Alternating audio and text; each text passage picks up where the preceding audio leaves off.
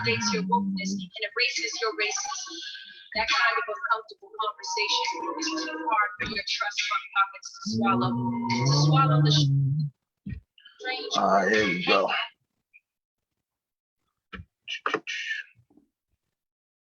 Got it. Good evening, everyone. Today is September the 14th, 2021.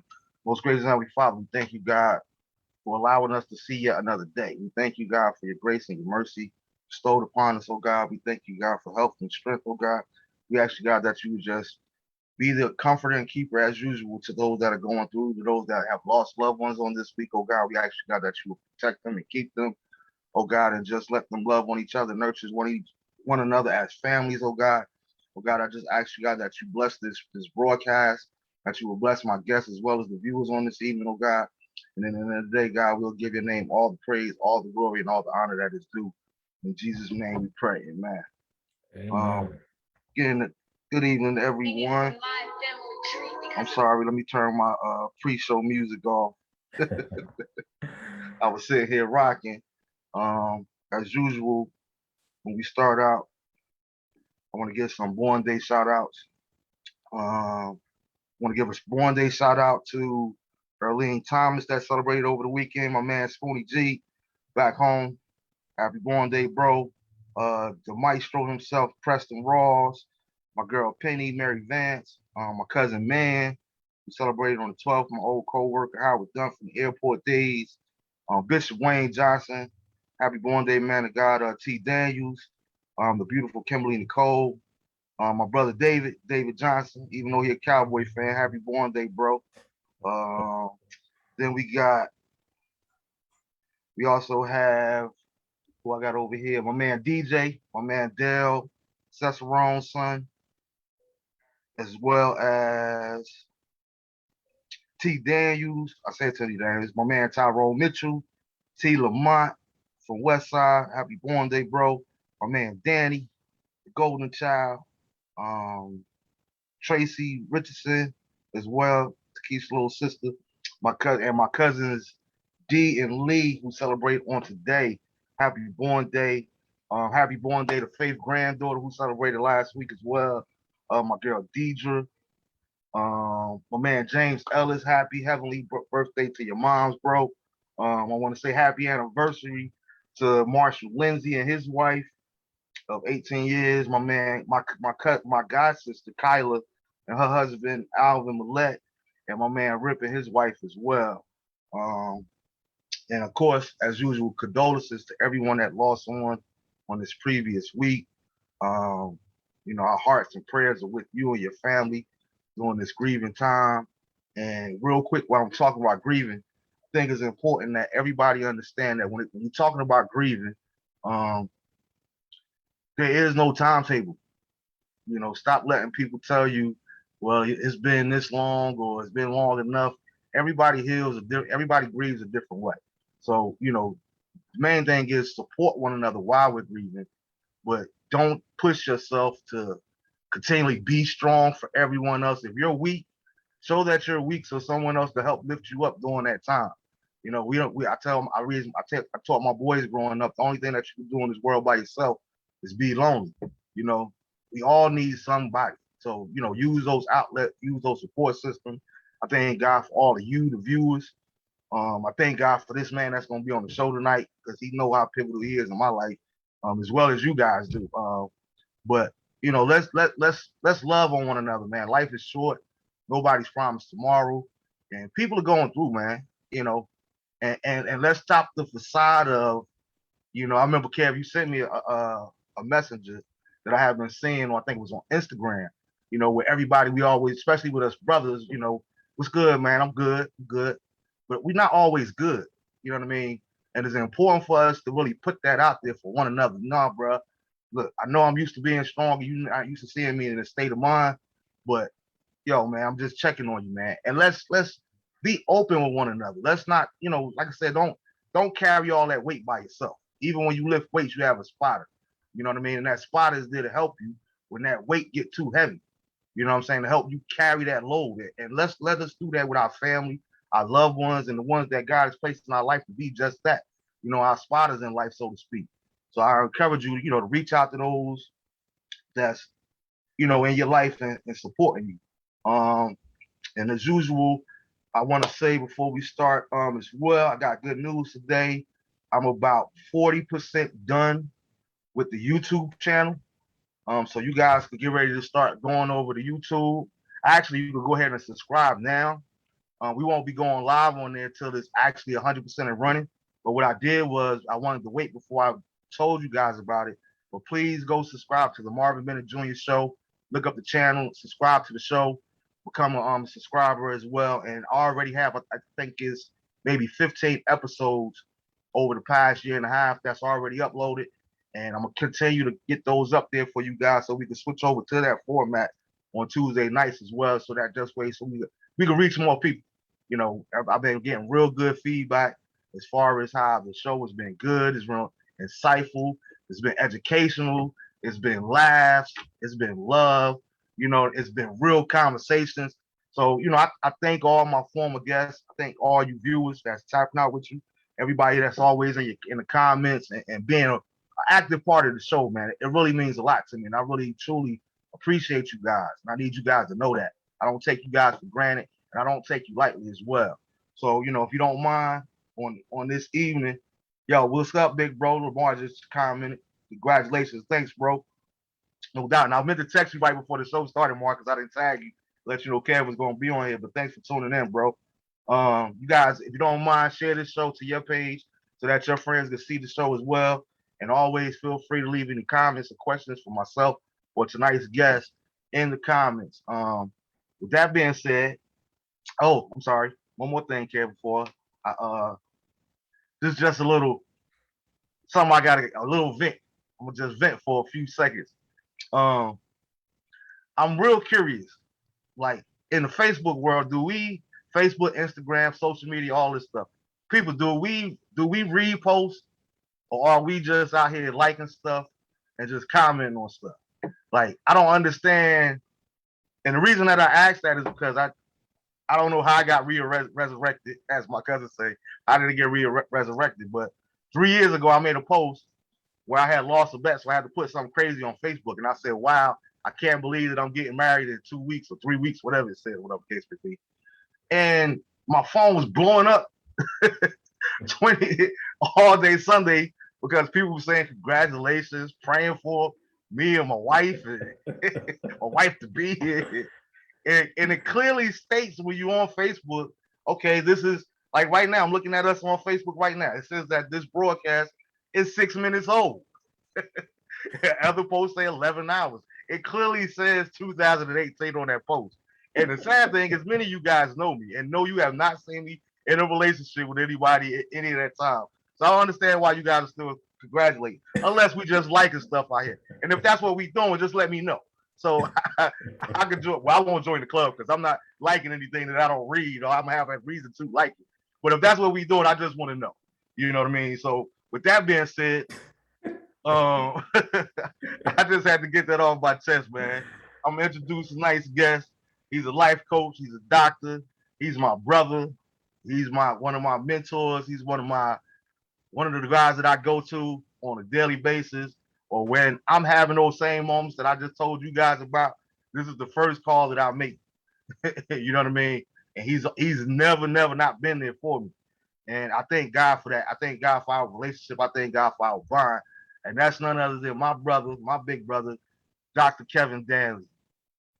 What's good, bro? Yo, man, what's good, man? First of all, congratulations on that YouTube thing, man. That's what's up for sure. Appreciate it, man. Yeah, I can't wait to be able to see you in that forum.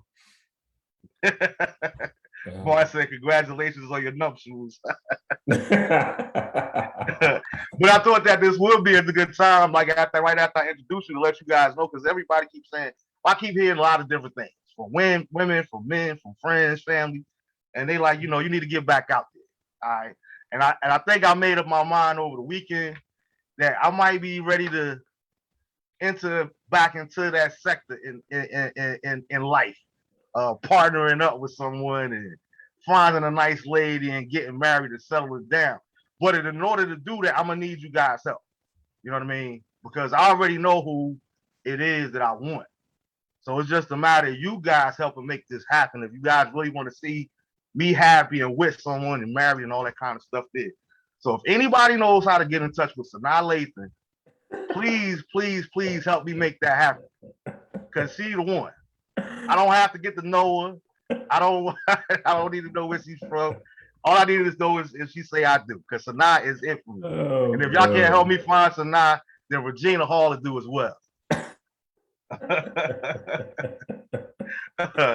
But yeah, man, I figured I'd start out with something kind of light because, you know, we're going to be talking about, we're going to get into a little bit about the prostate cancer. But before we get there, I figured we'll start off with 9/11, being that this was the 20th anniversary of 9/11. And it's like, I remember as a kid, I believe I was 8 years old. I meant to look up the date, but I believe it was 84. So I might have been 9. I believe it was 84. But the first thing that I remember as far as history in my lifetime was a Challenger, seeing a Challenger explode. And it was like, at that particular time, I was too young to understand exactly what was going on. And it was like, when 9/11 happened, I vividly remember that day. I remember that Tuesday morning. And I kind of wanted to have Kev on to talk about this with his military experience, being in the military for 20 plus years, and how that affected him and the ones that he knew and whatnot.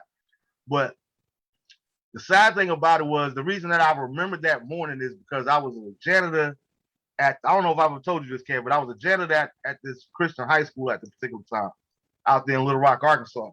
And I might have been about,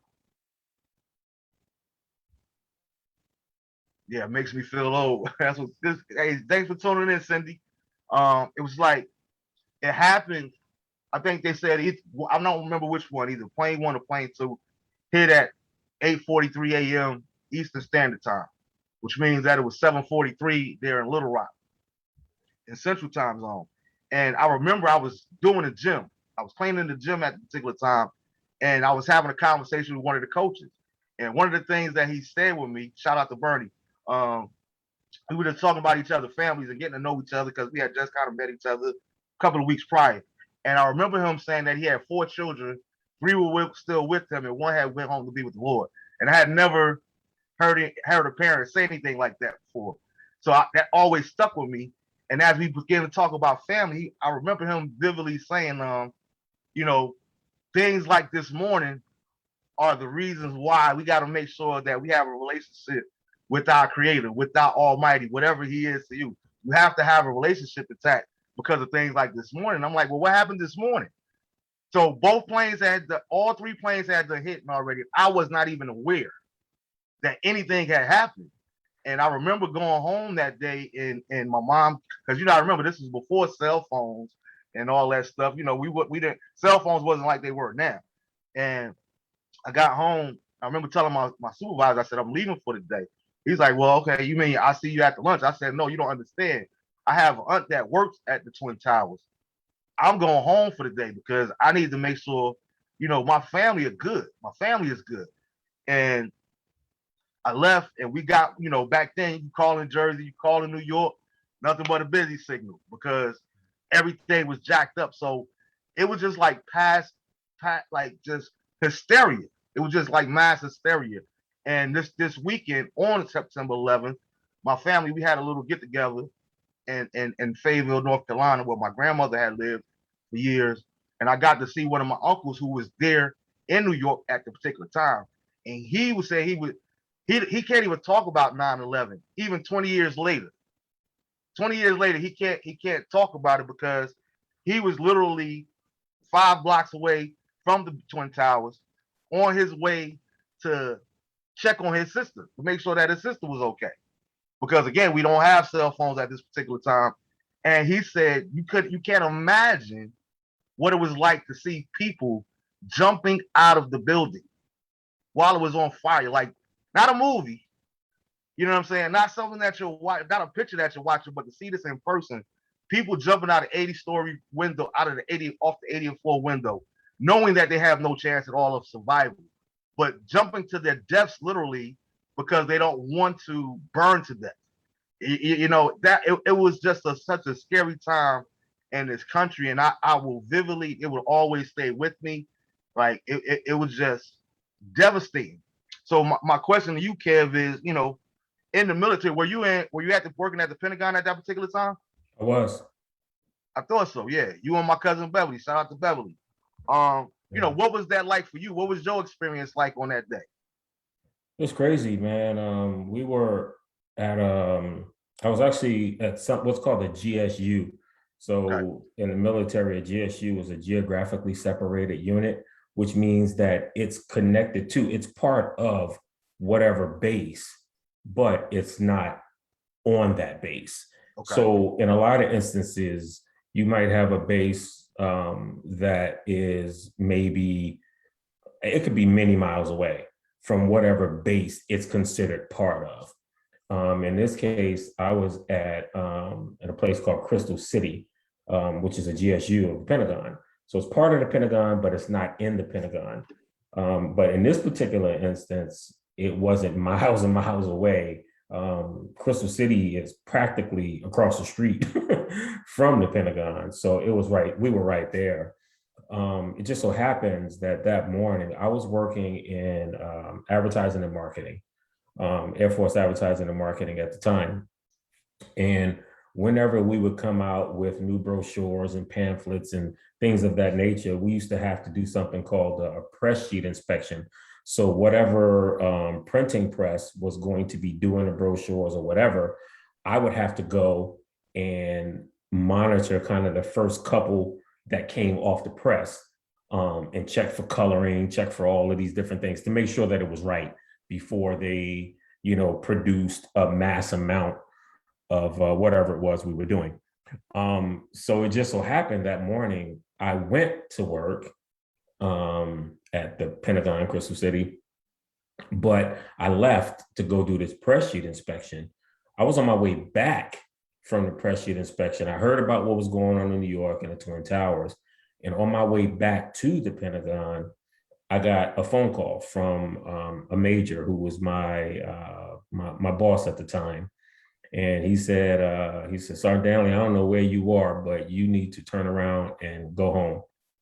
And so I'm like, what are you talking about? And he's like, just go home. We're being evacuated. I can't say anything more than that because I don't know what's going on myself. So just, you know, turn around and go home. And I'm like, is everyone okay? He said, yep, everyone's good. I'm going to hang up now. All right. And as soon as we hung up, because I pulled over at that time, I pulled over where I was. And right when we hung up, I could see the smoke billowing in the air from the Pentagon. And at the time, I was probably close to 10 miles away, you know, 8 miles away, whatever it was, but I could see the smoke billowing in the air. And I'm like, so then I'm panicky a little bit, wondering if everybody, you know, that I work with there is indeed okay and all that. So I was trying to call them. And then I thought about it after trying to get a hold of a few people. I'm like, man, everyone knows that I work here. So people are going to be freaking out. So then I started trying to call my mom. I was trying to make phone calls just to see who I could reach to let everyone know that I was okay. Because, you know, I knew all of you knew that I worked at the Pentagon.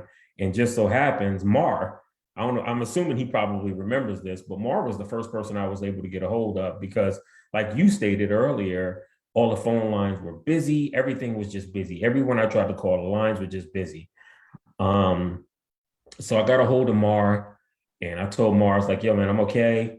Reach out to my mom. That was like my first thought. Just let my mom know I'm okay. And then from there, you know, you can let everyone else know whatever needs to be done. Yeah, it was man, it was a wild day to say the least. And I know that the folks that I worked with directly, it took them, most of them had to leave their cars because everybody in that area, since they were being evacuated, even the surrounding buildings, not just, you know, the military or federal employees, but anybody who worked in that area essentially was evacuated, and the highways were ridiculous. I mean, people sat in one spot. They were out of their cars 8 hours. Traffic did not move People were just out of their cars having a conversation. A lot of people just left their vehicles.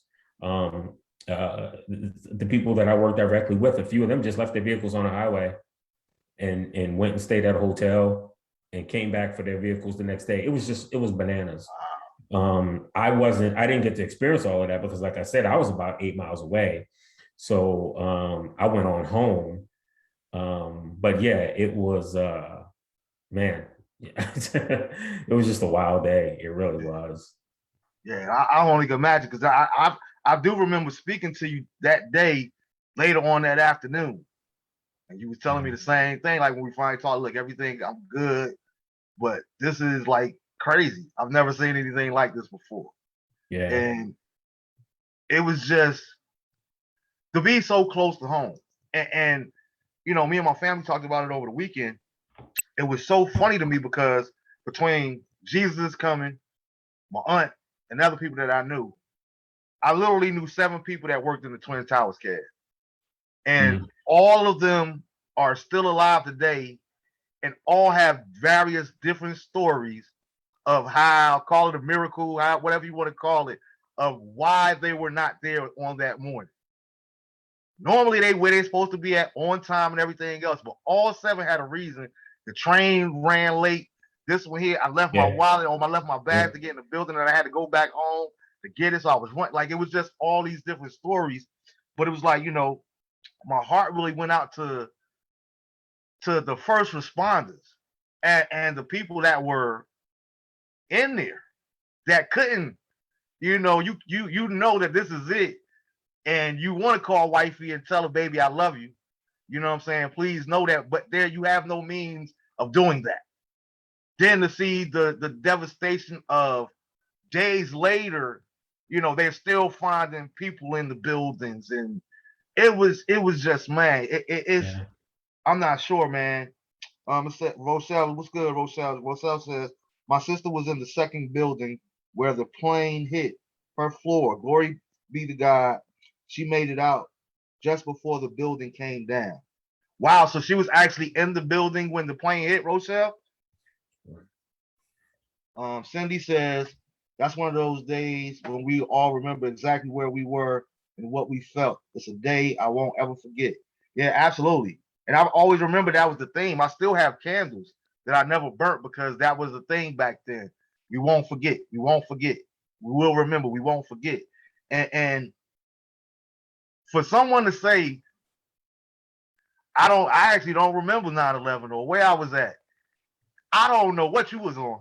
I don't know what kind of coma you was in because it was one of those days. It was a day that's changed history forever because we had seen and for me, I remember praying because it was like for me being a spiritual person, I was used to seeing stuff like that in Afghanistan, in Iraq, overseas, cities being destroyed. You've been in the military. You walked on some of those desecrated lands.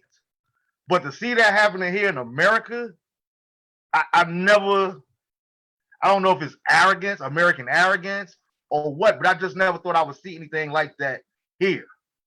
You know what I mean? Mm-hmm. And do you think that, well, do you know anybody that was personally like in the Pentagon, Ken, when it hit the Pentagon, when the Pentagon plane hit? Yeah, it hit where it hit I didn't know any of them. Where it hit in the Pentagon was not a side of the Pentagon that we frequented. Okay. It was more Navy personnel on that side, a lot less Air Force. So no, I didn't know any of the people who died. I mean, I know that I'd seen some of them in passing and, you know, doing different things, but no, I didn't know any of them. Didn't know anybody in the towers either, actually. I mean, like you, I've heard all of the stories, all of the different stories about, you know, people were like, I was sick that day or whatever the reason was, you know, they ended up not going in. Same thing with the Pentagon for that matter. The Pentagon was obviously a lot closer to home, figuratively and literally for me. Because obviously being in the military and working right there, that one affected me, I would say, more than than the Twin Towers, but obviously all of it was just, yeah, like you, I don't think there were really too many Americans who ever anticipated that something like that would happen here. And I think a lot of it can be attributed to arrogance, quite frankly. You know, I mean, this stuff happens all over the place, but yet we always felt some false sense of security. We thought it was security, but we found out that day that it was a false sense of security.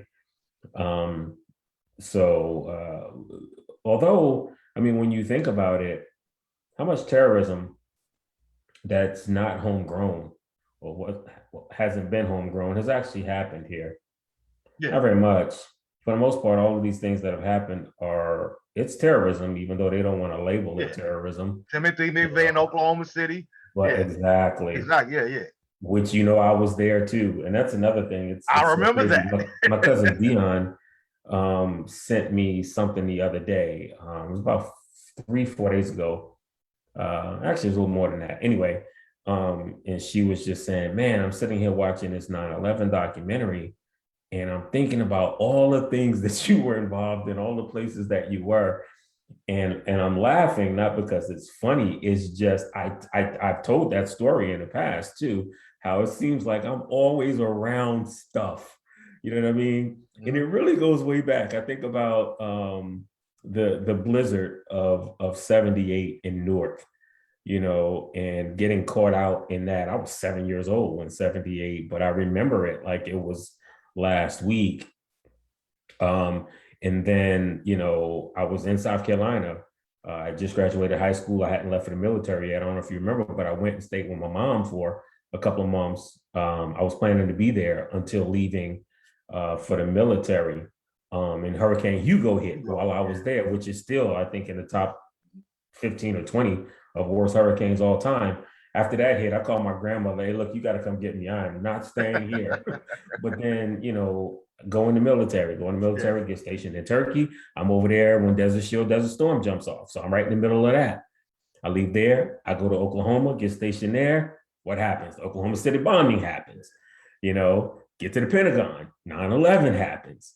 I got stationed, and when I went back and got to McGuire, I had been in McGuire for a week when that when that earthquake hit. I'd only been there literally a week back at McGuire when it happened. And then the following year, after being back at McGuire, Hurricane Sandy happens. So I'm like, man, I can't seem to escape stuff. I'm always around when something's happening.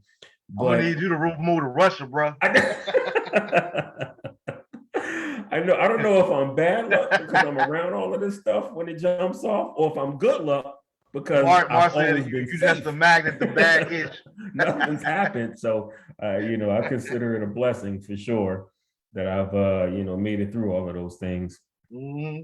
So yeah, hey, my friend City, Mark said you just a magnet for bad itch to happen. my friend Cindy said doesn't look good on the resume. I think you might definitely want to leave those events off the resume.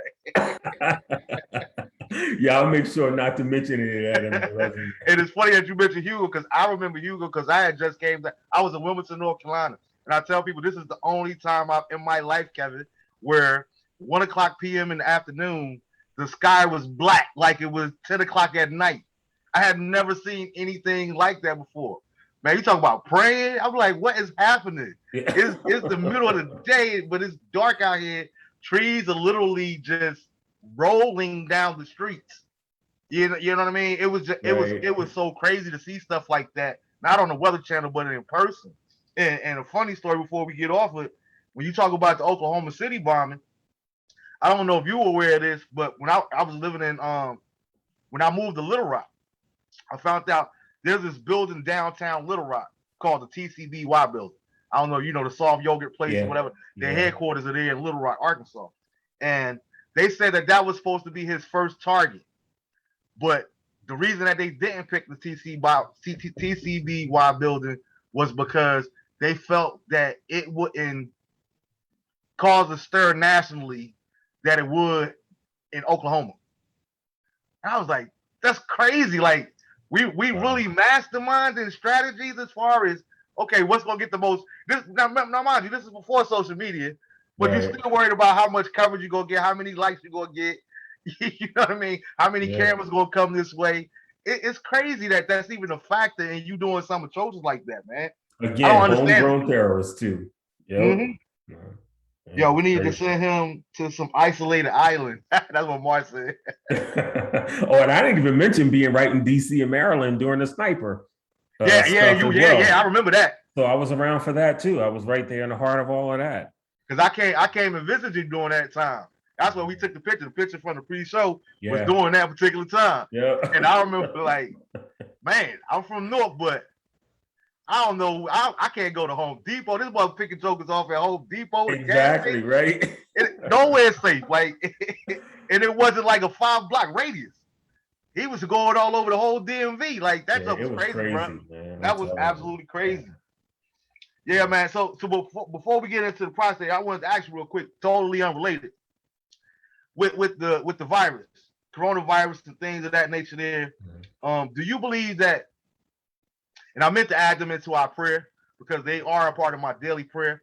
But I wonder how bad do you feel like some of these nurses, doctors, aides, technicians, lab people, do you feel like they're going through PTSD with all of the stuff that they're seeing, even though it isn't per se war, but you know what I mean? Yeah, no, absolutely. Yeah, no, there's no question in my mind about it. The only thing is right now, we're still in the midst of it. You know what I mean? It's not like it's ended. Yeah. So I think once this pandemic is finally completely under control, which hopefully that will happen, that's when people will really start to realize that they have PTSD and start to seek help for it. But right now, with everything going on, they can't even really process it and think about it and probably even try to get help for it because they're still so busy dealing with it. But no, there's no question in my mind. And then that's the thing about PTSD. A lot of people think that, you know, it only affects those who have been in the military. Nah. PTSD can affect anybody. PTSD can affect someone who's been raped. It can affect, you know, it can affect if you live in a hood, you know what I mean? And you've seen some things. PTSD is absolutely not restricted to the military. Absolutely. No stretch of imagination. But yeah, I absolutely think a lot of them have PTSD or will have PTSD by the time this thing is over. There's no doubt about it. Rochelle says, I'm a certified medical assistant, and I know I need to be laying on somebody's couch. Leather couch, Yeah. Cindy says, I stopped a nurse and said thank you, and he broke down and cried. I felt so sorry for him. So yes, they have PTSD. Absolutely, they do. Yeah. It's like, our prayers are with them because nobody wants to go there. And I think like you said, I think you hit the nail on the head because it's kind of hard to gauge and examine while we're in the midst of it. You know, again, you're in the military, so it's kind of hard to gauge. Are we winning the war, so to speak, in the heat of battle? You know what I mean? You got to wait till you remove yourself from the situation, and then you can get all the data and collect. You know what I mean? To assess it. But I'm quite sure when you was in the trenches, you don't know what's going on. You just want to get out the trenches. You know what I mean? Yeah, you don't have time to be thinking about PTSD or anything else. Exactly. You just want to live. You're trying to survive, or you're just trying to do your job, whatever the case is. So you don't even have time to confront PTSD until after it's all over. You know what I mean? Yeah. And then you're sitting back like, man, you know, you're really reflecting on what you saw, what you did, whatever the case is. And then that's when, you know, it's like, all right, I need to go and get some help for this, you know. So. And by all means, again, I want to reiterate, if you need help, go get your help. Absolutely. You know what I mean? Go get, whether it's a therapist, go get help. Whether it's seeing a psychiatrist, therapist, I almost say pastors, but I don't necessarily believe in that. But talk to somebody. Yeah. I'd rather you talk to your pastor than not talk to nobody at all. And the reason I say I don't put pastors in that category because many of our pastors need to be sitting on somebody's couch themselves right before they can help you. But that's another topic for another show. But it's real though. It's real. All right, so prostate cancer. How you want to open this up? How you want to get into this? Well, yeah, I can just jump right into it. You know, I currently have prostate cancer. Was diagnosed in January of last year of 2020, right when the pandemic was jumping off.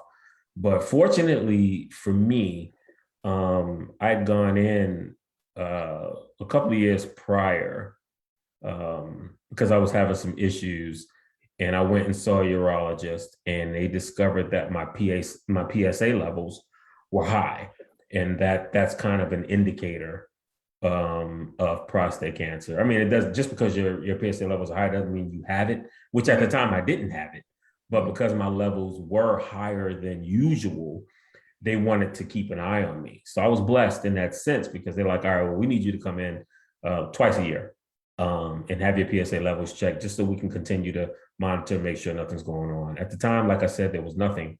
But then I went in December of 19, and my PSA levels were off the charts.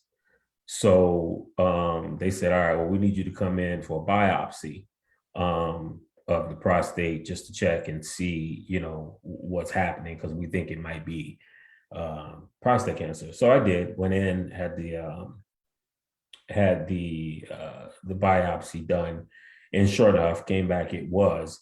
But it was, you know, they caught it so early that it was very minimal. Like, they do the biopsy, they kind of, essentially, they're taking a chunk or at least a piece of the prostate, and they did that in 12 different quadrants. So they took a piece from 12 different quadrants of the prostate, and the cancer only showed in one of the 12 sections or quadrants. And even that one section was only 4%. So it was so very minimal that, you know, I wasn't in danger of dying or anything like that. So they gave me options. My urologist was essentially, he felt like, and I did my own research, you know, I research everything. Mm-hmm. So he gave me my options, which, you know, chemo was one, prostatectomy was the second. So essentially having it removed, the prostatectomy. However, I mean, I'm a doctor, but I'm not that kind of doctor. So don't get me trying to say what all of these terms are. But anyway,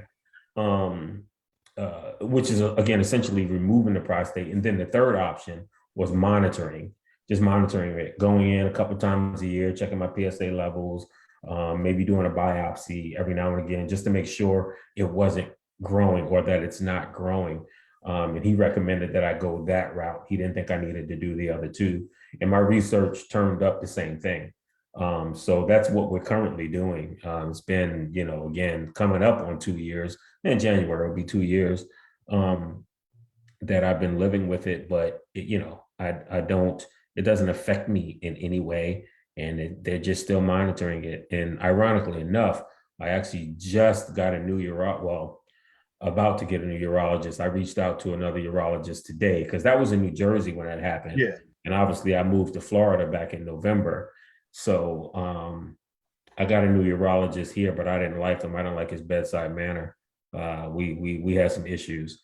So now I'm, you know, getting a new urologist. But yeah, so fortunately for me, I did what I would hope that all men, especially Black men, because, you know, we have a much higher rate of having prostate cancer than anyone else. Mm-hmm. So, you know, without a doubt, man, that's something that Black men need to start checking early on. I got 2 questions for you.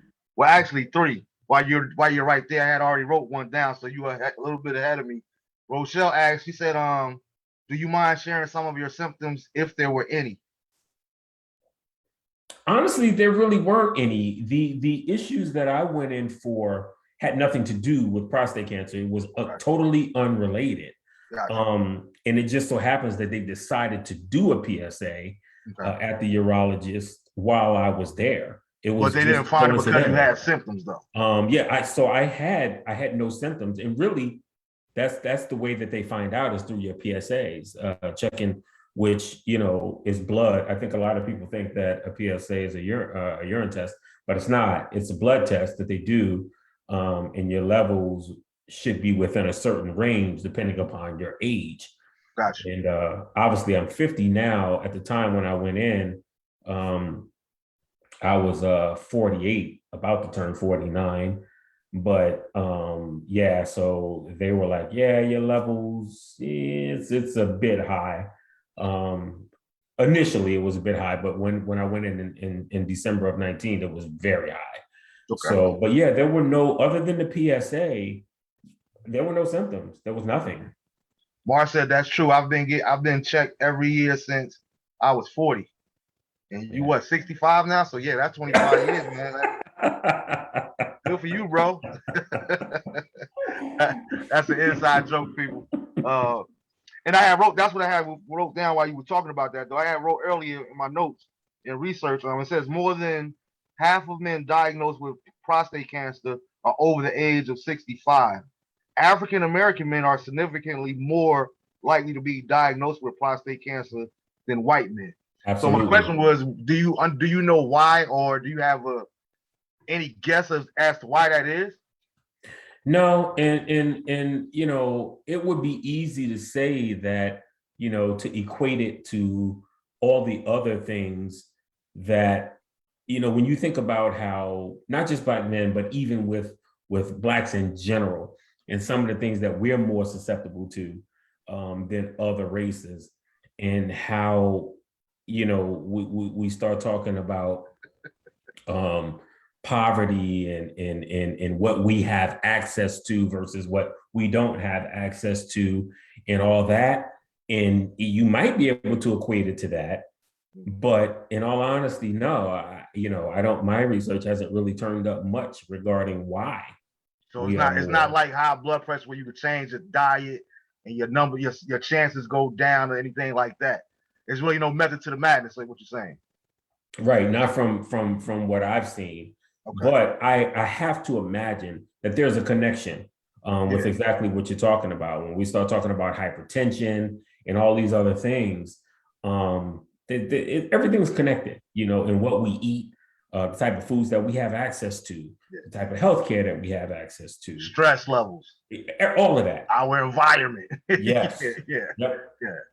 And and it's funny that you mentioned that too, because there's a book that I recently read called Black Fatigue by Mary Frances Winters, and the entire title is Black Fatigue: How Racism Erodes the Mind, Body, and Spirit. There's another one too that I actually just got that I haven't read yet, by Rita Walker. Both Black, and both of these are Black women. And this one's called The Unapologetic Guide to Black Mental Health.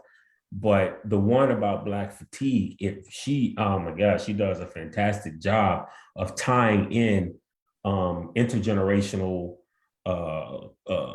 racism and how it affects us and all that sort of thing. And essentially that whole phrase of, I'm sick and tired of being sick and tired, you know what I mean? It's a real thing.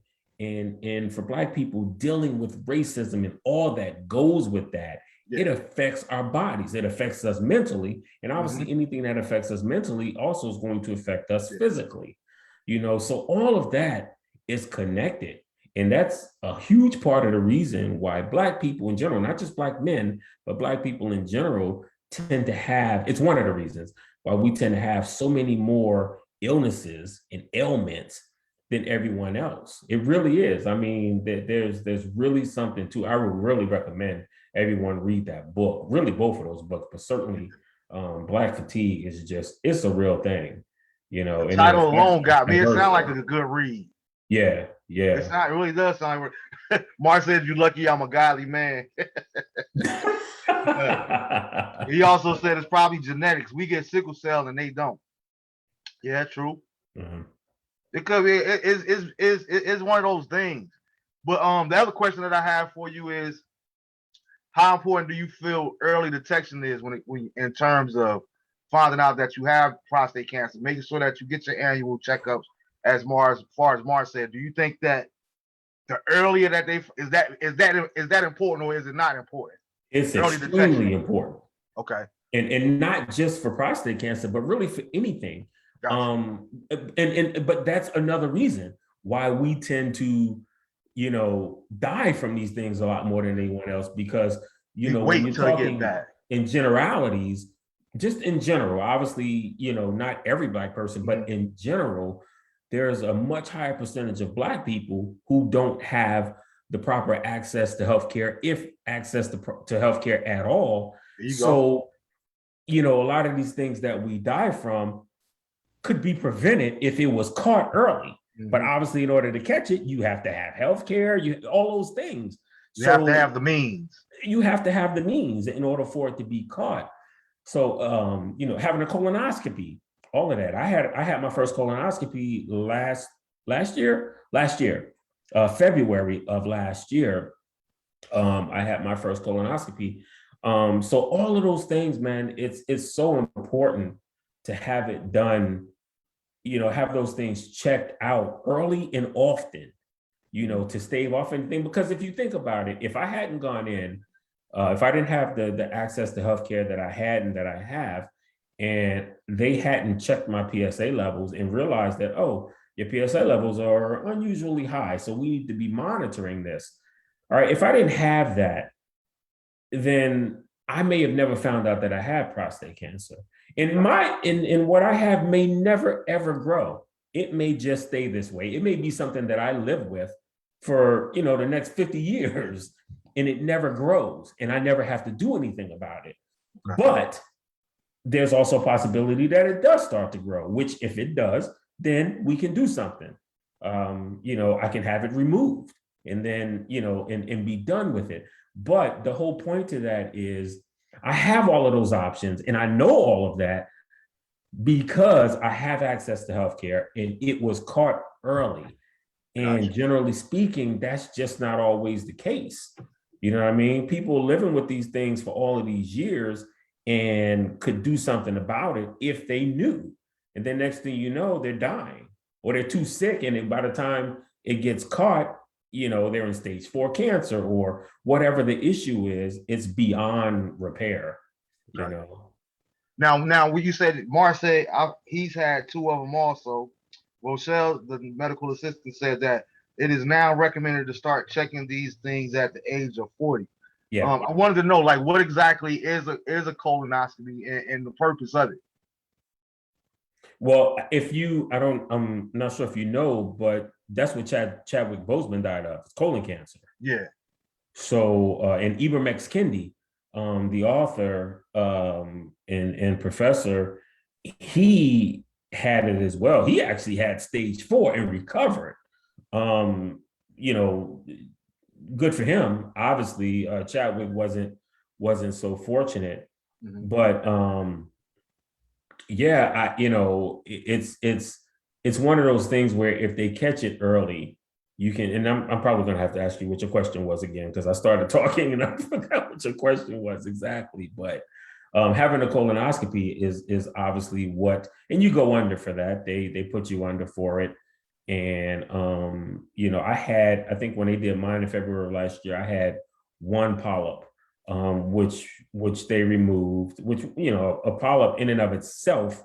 And the nurse's assistant, I don't know what you said. I can't remember what you said her name was, but she can probably speak to this a little bit better than I can. But a polyp in and of itself is not a huge deal. But if you have multiple, or if they're not caught in time, then it could present a serious problem for you. So depending upon how many polyps you may have, when they do the colonoscopy, they will typically just snip it. They'll take it right off. But depending upon how many you have or what other issues you may have, that's what determines how often you should have a colonoscopy. So for mine, because there was only 1 polyp, there were no other issues. He told me to come back in 5 years. Now I have a friend who has a family history. He didn't have any issues during his first colonoscopy, but because he has a family history, of colon cancer, they want him to come in every single year. There's some doctors who will say, at 40 years old, if you don't have any issues, they don't catch anything, they may tell you to come back in 10 years. I personally think that's too long. I think when you're 40 years old, you should not be going 10 years before another one. Gotcha. So my next one will be 4 years from now, and I will be on top of it for sure. No, I had asked, I said, what is a colonoscopy and what is the actual purpose of it? Yeah, so did I answer that? Nah, like what is it? I know it has to do with what is it? Is a colonoscopy if you have colon cancer, they're checking to see if you have colon cancer? Or is it more towards it's not if you have it, it's to check to see if you actually do have it.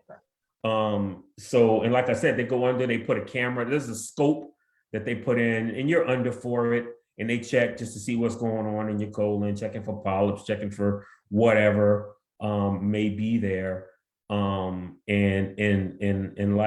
what's the nurse's assistant name? I don't want to call her Rochelle. Nurse's assistant. Rochelle. Okay. Yeah. And like I said, Rochelle can probably speak to that a little bit better than I can.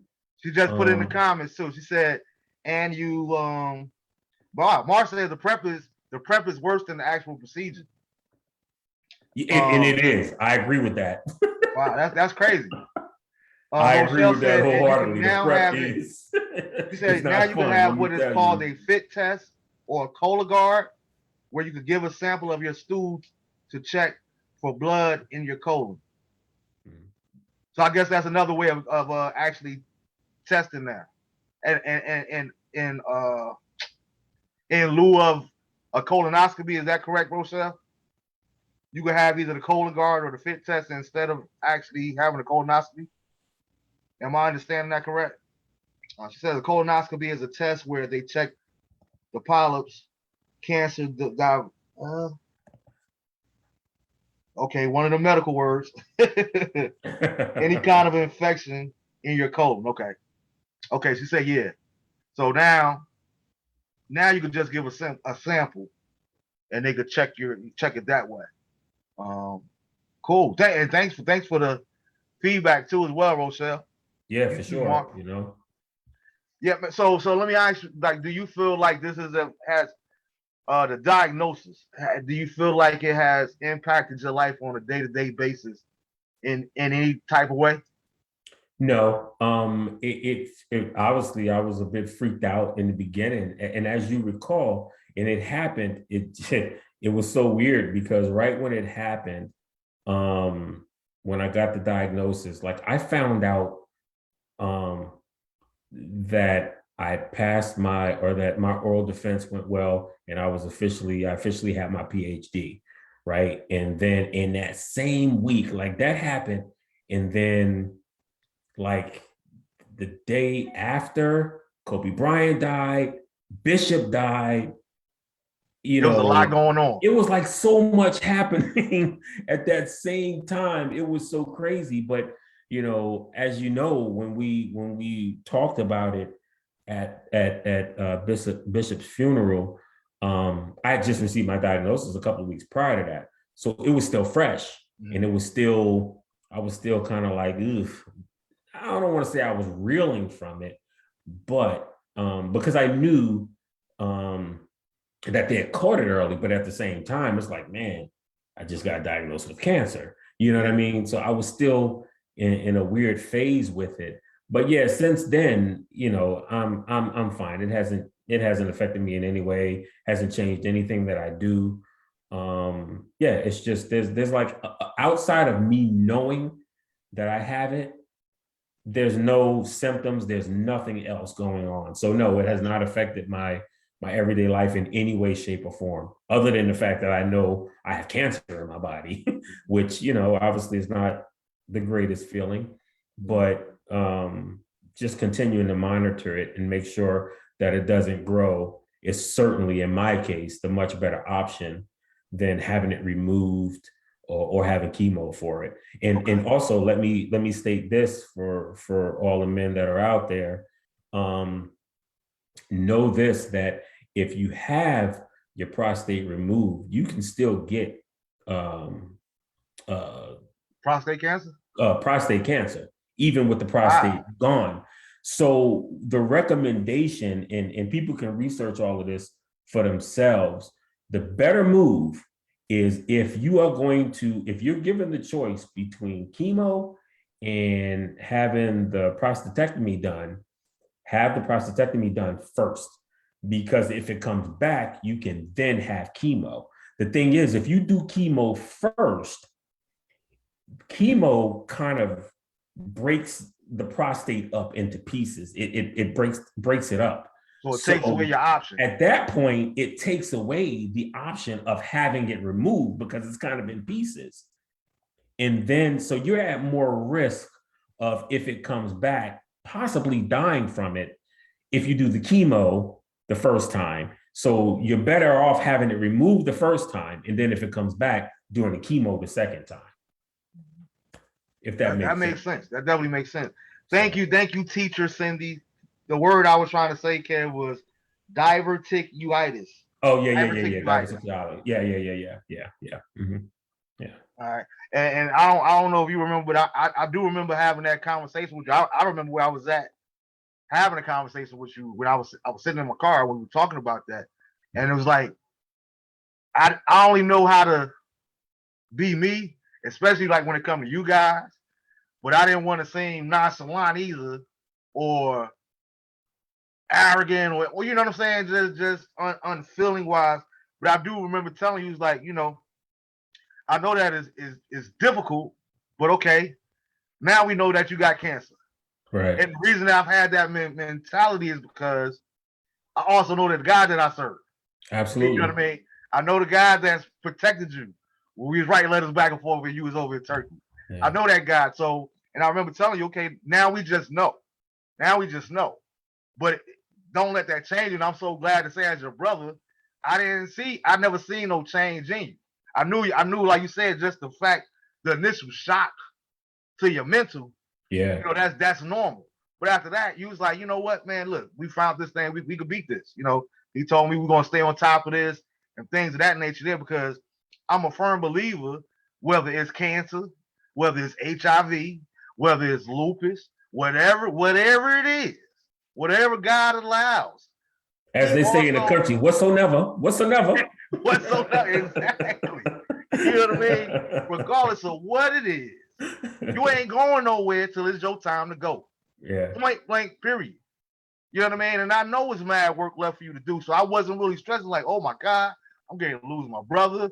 Because I had a dear friend around the time when you told me about the diagnosis that had just lost his dad to prostate cancer. You know what I mean? And it was like, it wasn't no neglect on him, but I looked at it like, you know what I mean? I know you miss your dad, but God knows best. We raised that way. We don't question God. God don't make no mistakes. You know what I mean? And when it's your time, it's your time. So I really thank God that he spared you. I would encourage all the viewers, men and women alike, women that are not men, because only men can get prostate cancer. Women don't have a prostate, but every woman that's viewing, amen. So encourage him as well. For the men that see your life that's not watching the show, encourage the loved ones to go out there and get checked up on. Stay on top of your health and things. Let's stop waiting until we need the doctor to find out. Yeah. You see what I'm saying? And like you said, I'm glad. That's why I wanted to ask you about early detection. And I figured that's what you was going to say, but I'm glad that you said it, because it's important for us to understand that. You know what I mean? The earlier we know, the better. Absolutely. You know what I mean? Yep. And it's like you said, thank God that you were where you were that day on the Pentagon. Because if you had been 15 minutes earlier, you would have been you might have been in the heat of the battle and couldn't get out of there to go. You know what I mean? Right. But the earlier that like you said, the guy told you, hey, we don't know what's going on. We just evacuated. They didn't wait till 12 o'clock noon to say, all right, well, look, we think now we need to go ahead and shut this place down. Like, no, go ahead and take the precautionary measures that you can. You know what I'm saying? So I'm glad you, man, and I definitely appreciate you. And I thank you for taking the time out to share this story and just your personal story, being open with us, and you know, actually like volunteer to put this out here, because it means a lot and it's important. So before we wrap up, I'm gonna end it on a light note. I got a quick hitter for you, but is there anything else that you feel you need to put out there as far as information or just a PSA to do whatever? Yeah, no, it really just boils down to everything that I stated, man, and what you just said. Early detection. I mean, I think quite often Black men and Black people in general, obviously, we have a history with the medical industry, and that history is obviously not so great. But at the same time, it's so important to go. And instead of sitting back and saying, well, I don't trust doctors, so I'm not going to go and, the Tuskegee experiment. So I'm just, you know what I mean? Like that's ignorant. Yes, we know the Tuskegee experiment happened. We know, all the specifics of that and all that.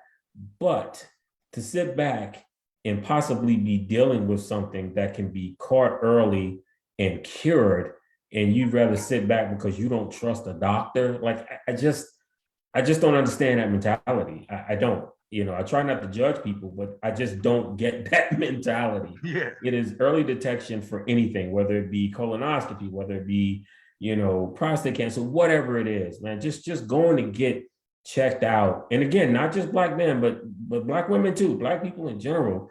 If you feel like something's not right, go and get it checked out.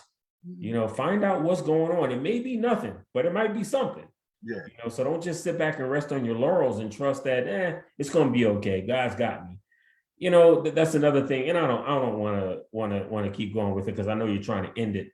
But that's a mentality that kind of kills me too. When people say, "Well, God's got me." Well, yeah, God does have you. He gave you, wisdom too. wisdom to go and get checked out. Yeah. So don't say God's got me. Yes, He does. He's telling you go get looked at. You know what I mean? So you want to sit back and whatever's going to happen. No. It just doesn't make sense. Early detection is the key to all of it. So without a doubt, make sure you feel anything, or if you know that, hey, I'm at a certain age and they recommend that I have a colonoscopy at 40, or that I get my PSA level, get my PSAs checked at 40, 35, whatever the number is, go and have it done. Go and have it done. Okay. Yeah, absolutely, man. Absolutely. And I think a lot of what you're saying is maturity. You know what I mean? Because I remember those days too. At 21, 25 years old, man, I don't mess with them doctors. You know what I mean? I ain't gonna see those doctors. But like you say, even though I'm one of them ones, I know that God got me. But guess what? I still go to the doctor too. This ain't 1965 where I'm not gonna go see a doctor. I'm gonna just grab the bottle of blessed oil and anoint myself. And I'm not negating that. I'm not, you know what I'm saying? I know that it works for other people too, but again, God gives us wisdom. He gives us insight.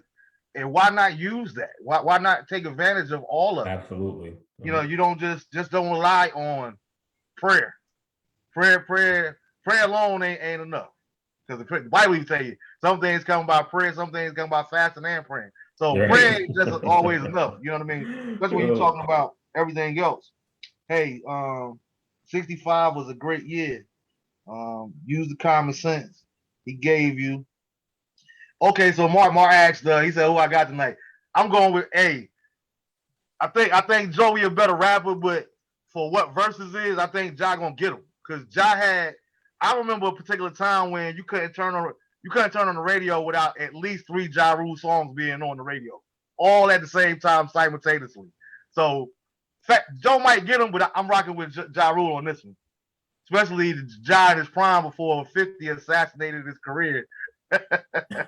Yeah, I'm going with Ja. Assassinate his career. He really did. He straight assassinated him, bro. All right, so quick before we get out of here. Not necessarily positions. Give me your top five NBA. You get the coach, or you can be a player if you want to. But all time, regardless of position, who you got on the black top? Oh my God. And it's just like anything else. Like what I say today may It's not gonna be change the case tomorrow. next week. But if we're gonna go today and we're not talking, we're just, and I'm the type of person that I don't have to like someone to give them their due. Absolutely. All right. And you know, and Mar knows too, how I feel about Jordan. I don't like him, never liked him. Never Not will. only as a player, but I don't like him as a person. I don't even think he's a good person. All right, he's proven that. But anyway, Bill Russell, Okay. Jordan, LeBron, and then that's where it gets a little dicey for me after that, because there are so many others that I could throw in there, and it's hard. Like I want to say Kareem, you know what I mean? I want to say Wilt. I love Kobe. Kobe's my dude. You know what I mean? I want to add Kobe in there. So I think I'm gonna, man. Obviously, I want to throw Magic in there. All right, I'm gonna go Bill Russell, Jordan, LeBron, Magic, and Wilt. Magic and Will, okay. My boys might have a hard time. Well, I don't know. We might have a hard time against that. We might have a hard time with it. And I like asking those kind of questions, the questions that I don't like to answer myself, because like you said, that's hard to do. Just keep I feel bad leaving Kareem out too. I mean, but yeah. And to me, I think that's where I would go with my five. I would go Bill, because in my personal opinion, I think Bill by default.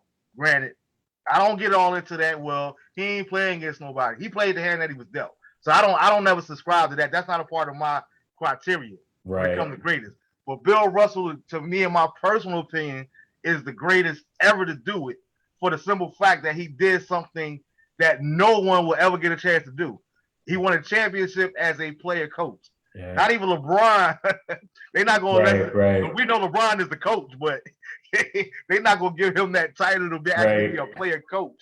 You know what I mean? That we will never see that again. So by default, he's the greatest because he did something that could never be done again. You know what I mean? He did it at every level too, Marv. Every level. Every level. Every level. He won. If and somebody can correct me if I'm wrong, but I'm almost certain he won the championships every year he was in high school. Mm-hmm. College. Every year he was in college. At the University of San Francisco. And once as a player coach. Like, it's just, you can say what you want about who he played against. And come on, that's just. He still had to do it. You can't take that away. That's just, man, oh man, I can't even fathom that. What he did is Jordan. Mark got Jordan, Kobe, Shaq, Magic, and Karl Malone. The mailman, really? Yeah, man.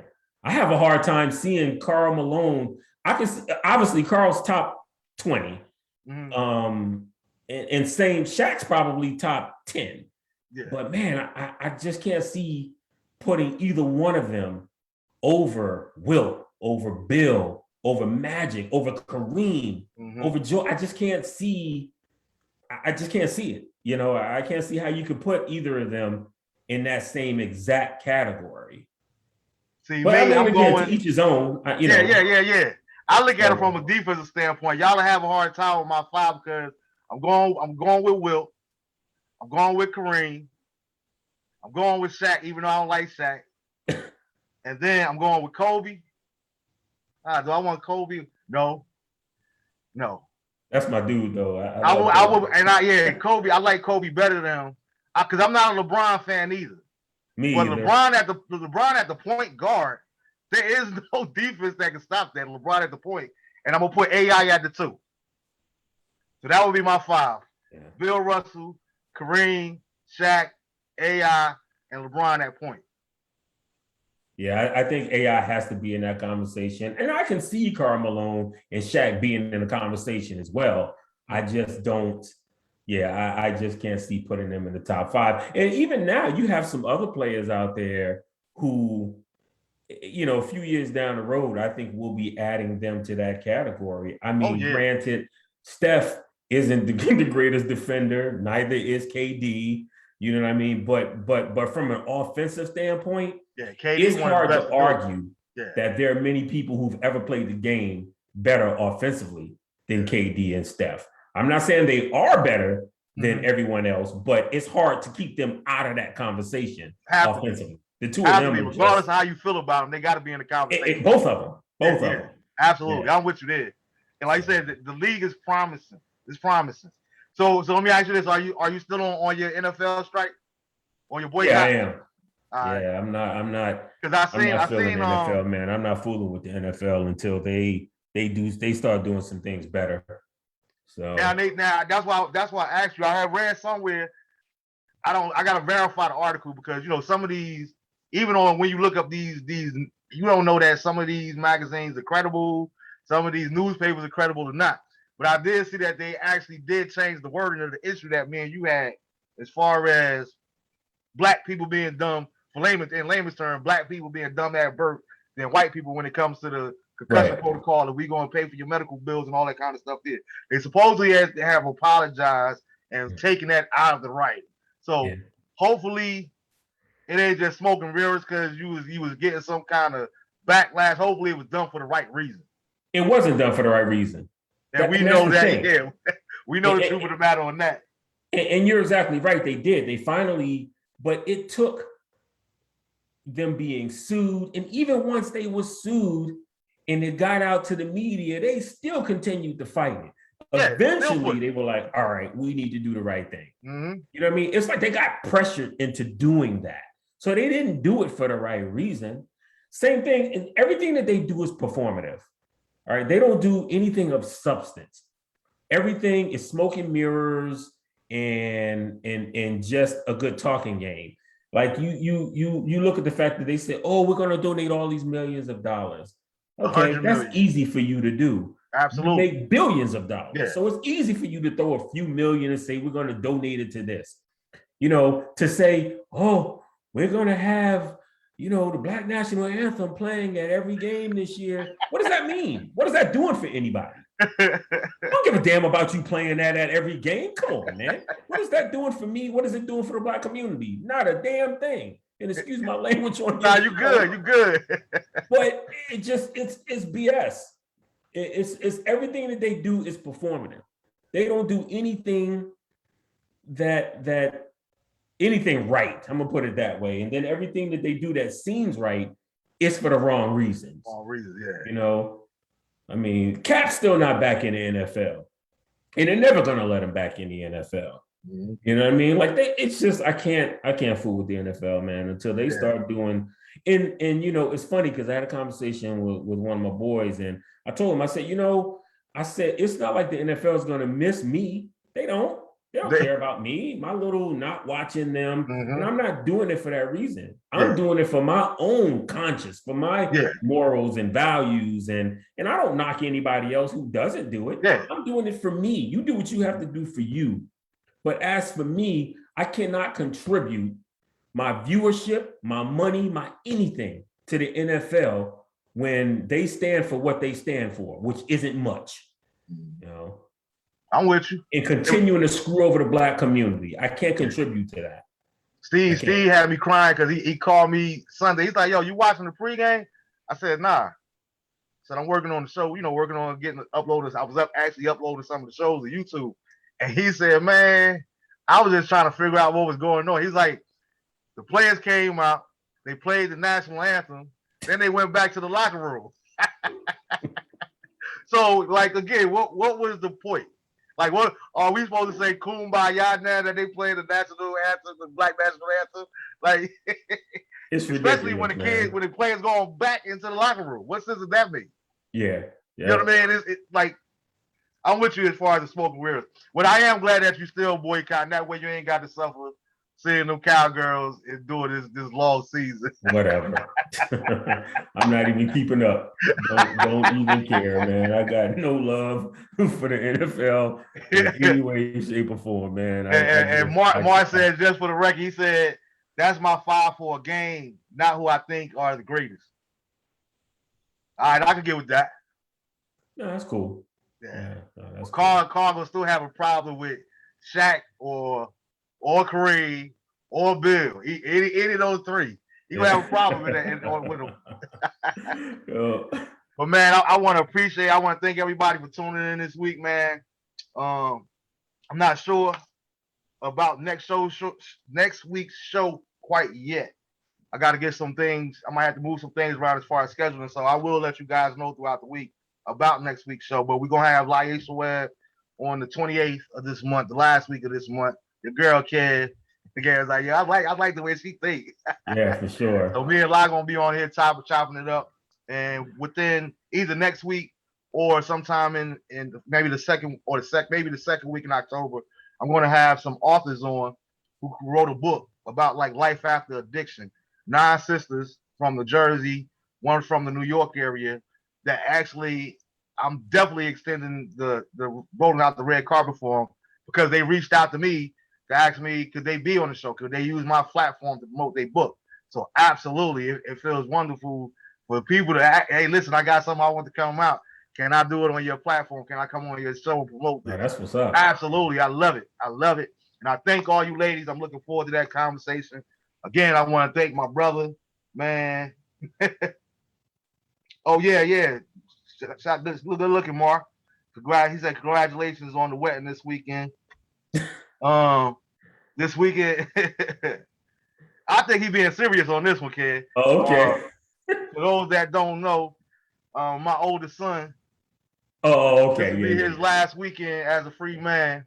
So next week, I will be a father-in-law. But by the time we doing this show next week, hopefully and prayerfully, I'll be a father-in-law. So shout out to DeAndre and his beautiful bride to be, Legina, as well. I pray that God blesses you guys' union. I'll let your mom and all the rest of them say they can't wait for the grandchildren. I'm still too sexy, too fine, and too young to be a granddad. All right, Pop. Exactly. Like we gotta find something cool, like you know what I mean, cool pop or something. But I'm not ready to be taking the grandkids to the mall and walking all that there. But I'm just joking, man. I pray that God bless you guys, man. And I hope you have a beautiful day. I hope you enjoy your day, and I look forward to you being a part of the family, Regina.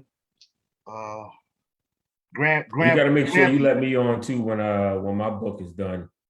Oh, you say less. You already know. Cool. G Daddy. I like that, Mar. Gramsy. That sound kind of old, Cindy. Gramsy sound kind of old. Or maybe I'm gonna leave glam for the women. We gonna figure something out. As a matter of fact, let's stop talking about that. We're gonna deal with that when the time is to deal with that. I ain't in no rush. Again, I'm not in no rush. And for those of you that's tuning in late, or the ones that's still around from the beginning of the show, I was just joking. Please don't be recommending any women out here that y'all think will be nice for me and all that there. I think I can do fine by myself. Unless you do have some non-lethal over Jada Hall number. I would take all the help that I could get. With that being said, man, I love you, bro. I love you guys. Love keep you on too, bro. tuning in. Keep on rocking out with me. Keep on taking this journey with me because you guys make this thing so much fun to me. It's so much fun, and I love you guys, and I thank you. And until next week, DeAndre and Lisa, know that Daddy loves you intentionally, but I also love you unconditionally. Peace. Peace.